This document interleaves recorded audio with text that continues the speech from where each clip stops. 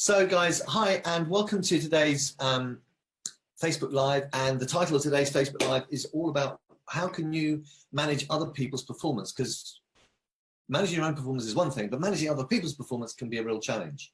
And before I get into this and get started, and while we wait for other people to join us, I just want to ask you a quick question. What do you think performance is? What do you think actually performance is about? So put some comments in the box, or just write it down on a piece of paper for you at the minute.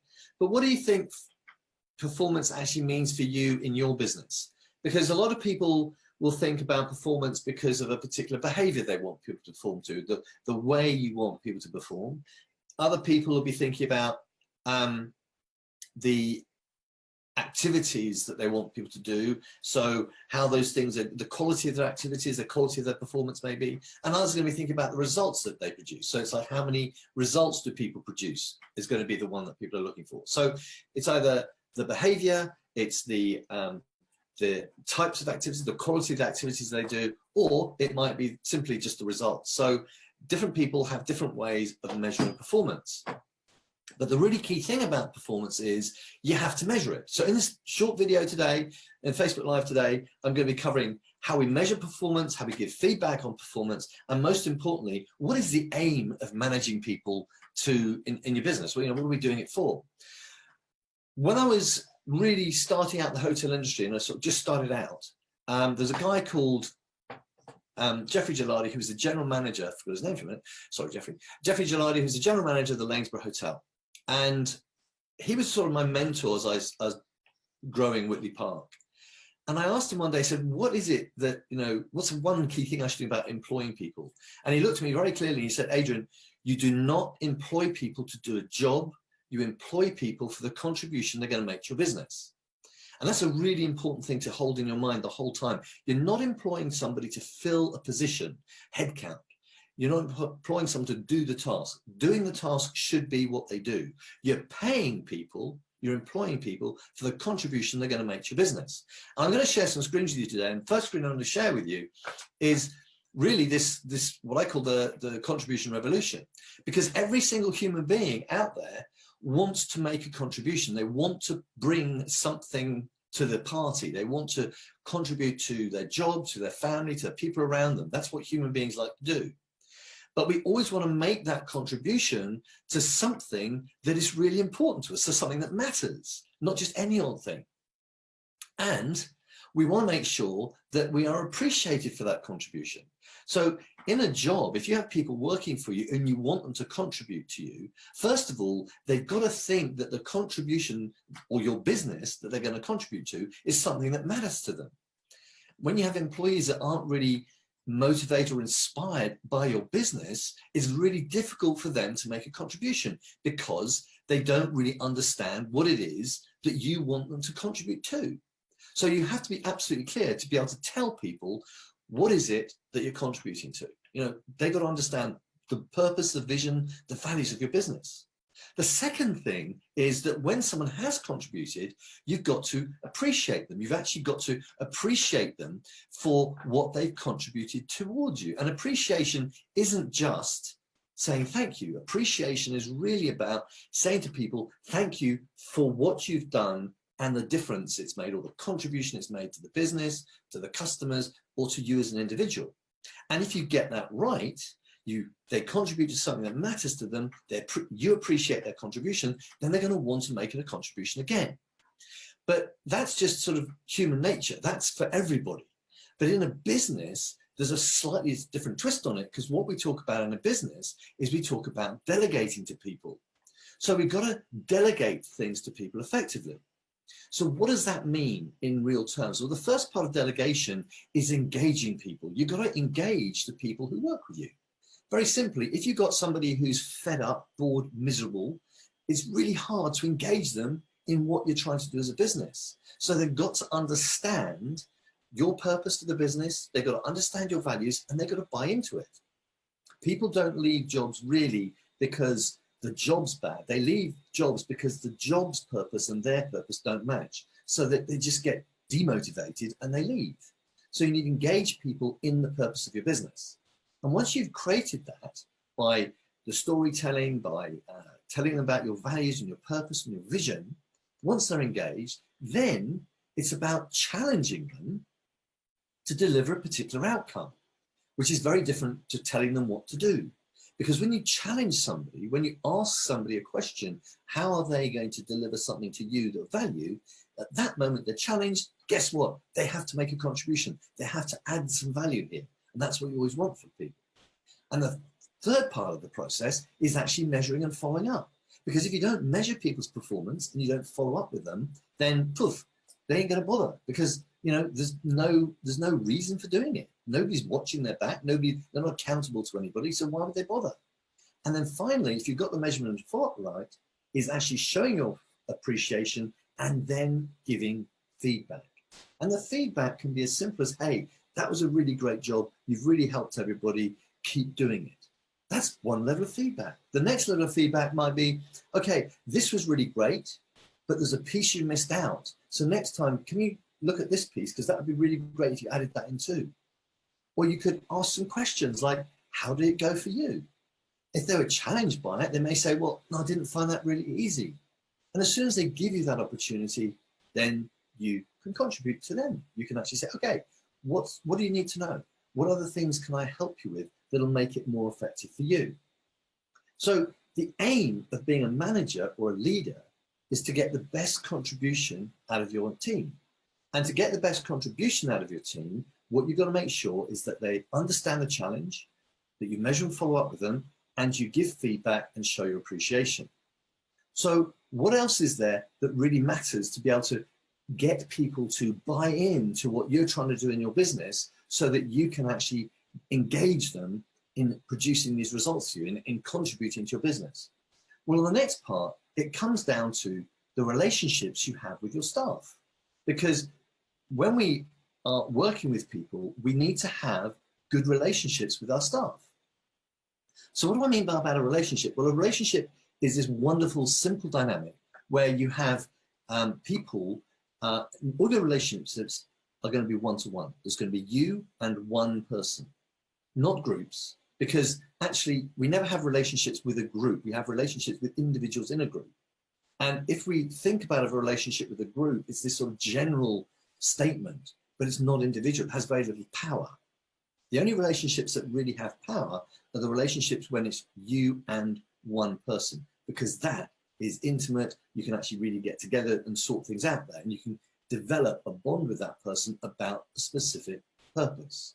And that's the key thing about relationships, because in relationships, we cannot rely just on the telling and stuff and all those things that old management used to do, tell you what to do, show you what to do. You've got to get into a situation where you can ask them and coach them and engage with them. So here's a question for you.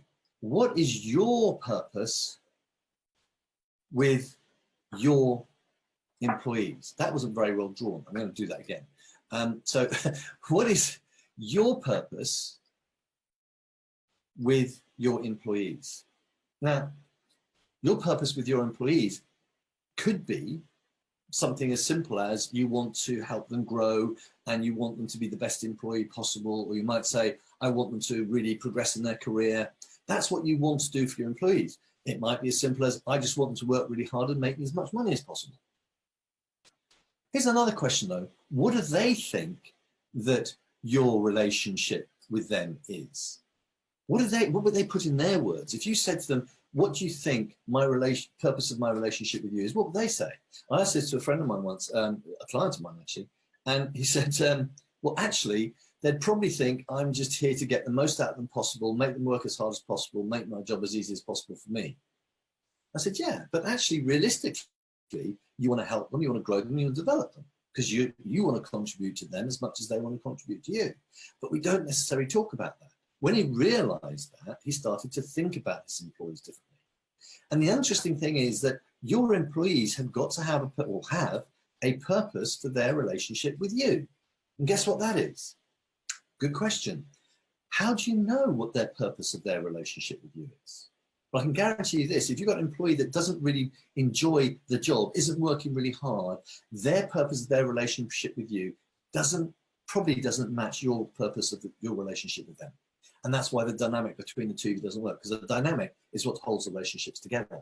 So for a boss to the member of staff, your purpose is to be able to elicit from them all their skills, talents, abilities, knowledge, passion, energy in service of the business. And for that to work, their purpose of their relationship with you has to be that they want you to lead, direct, coach, mentor them so that they can become the best person they can be in service of your business.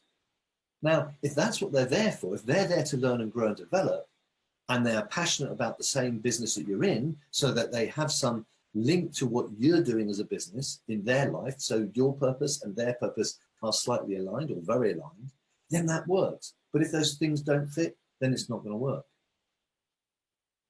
So the other thing that we want to look at is, how do you build relationships with people? How do you build those relationships? Well, there's a very simple framework for relationships. And most relationships at work or in life start with banter. Yeah, it's cautious, it's a bit flirtatious, it's casual, it's sort of like out there, it's a bit of fun, no harm done. But it's like not very powerful when you think about, from a relationship point of view, getting someone to perform at their best. But I come across many people who manage through banter, and they wonder why they don't have much impact with their team, that they can't get their team to perform at a high level. The next level is information-based relationships, which is just basically people giving information to you. You know, it's detached, it's unemotional, it's normally factual and accurate, otherwise the relationship fails, because that's what it depends on, is factual, accurate information. And it's just about delivering data. It's just about consistently delivering the right data. And you sometimes have relationships like that with maybe your accountant, and that's all the relationship is. There's no other involvement. Is you give them stuff, they give you back data, and that's where it stops.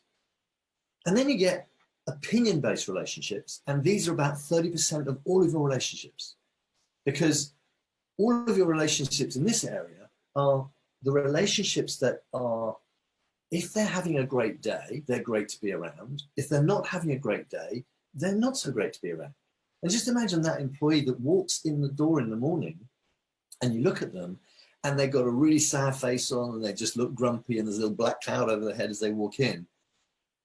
Just at that moment, when you go up to ask them to do something for you, what are you going to do? You're going to go, do you know what? Not worth it. I don't need the aggro. And you're probably going to do the job yourself. Not very helpful for you. So opinion-based relationships are also not great for managing people because they're inconsistent. And you don't have any permission to really push people, because as soon as they get upset, they're going to be out of there. They're not going to be coming to do anything. So it's very judgmental and reactionary. And that's what a lot of our relationships tend to be. But under the red line, we start getting to the really good relationships of being at work. So the emotional-based relationships, understanding-based relationships, and resource-based relationships. So level 6, the resource-based relationships are the best relationships you can have in work or in life, because two people then get on with each other. They totally understand what's going on. They have no brave face. So they're quite willing to admit that they don't know something, or they're quite willing to give you feedback and you're quite willing to listen to it. And there's a high level of personal responsibility in there, because if they say they're going to do something, they want to make sure they do it because of they value their relationship with you.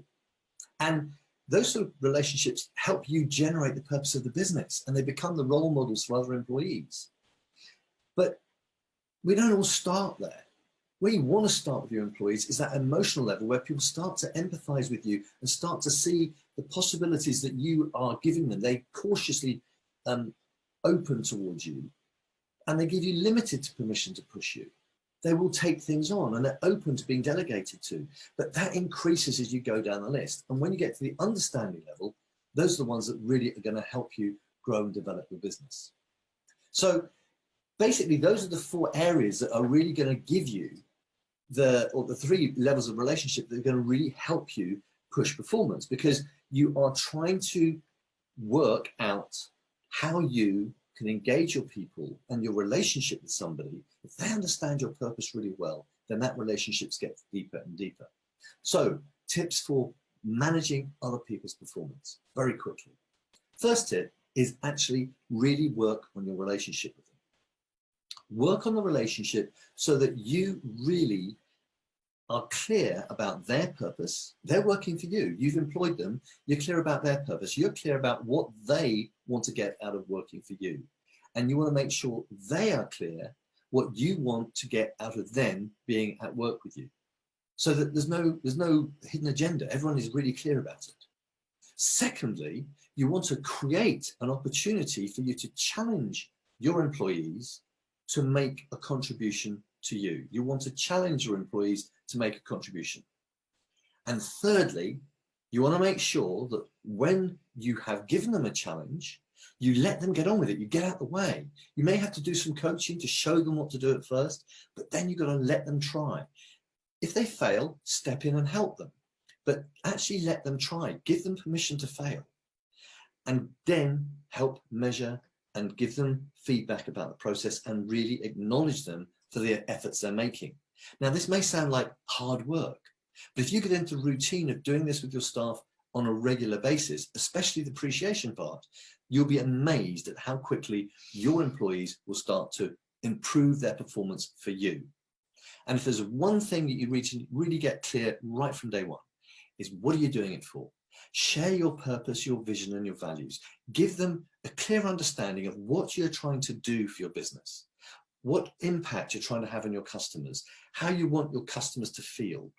Let them know that, let them understand that, and then ask them how they can contribute to you. So, haven't had any questions today, that's absolutely fine. This will be on the recording, of course, so take some time to just think about those three things. Vision, purpose, values for your people, so you can actually tell them what's going on, so they understand how they can contribute to you. Challenge them, measure it, and give them feedback and appreciation. Hope that was helpful. Speak to you soon. Next week, it'll be a different topic. Bye for now.